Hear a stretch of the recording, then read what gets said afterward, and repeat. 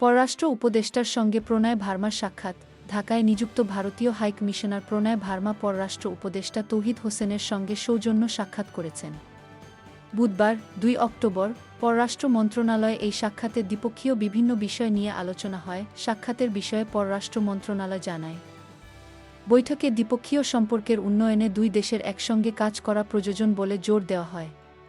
New ইয়র্কে ৭৯তম জাতিসংঘ অধিবেশনের সাইডলাইনে পররাষ্ট্র উপদেষ্টা এবং ভারতীয় পররাষ্ট্রমন্ত্রী ড এস জয়শঙ্করের মধ্যে বৈঠকের কথা উল্লেখ করে পররাষ্ট্র উপদেষ্টা এবং হাই কমিশনার উভয় দেশের মধ্যে নিয়মিত দ্বিপক্ষীয় প্রক্রিয়া সক্রিয় করার গুরুত্বের উপর জোর দেন।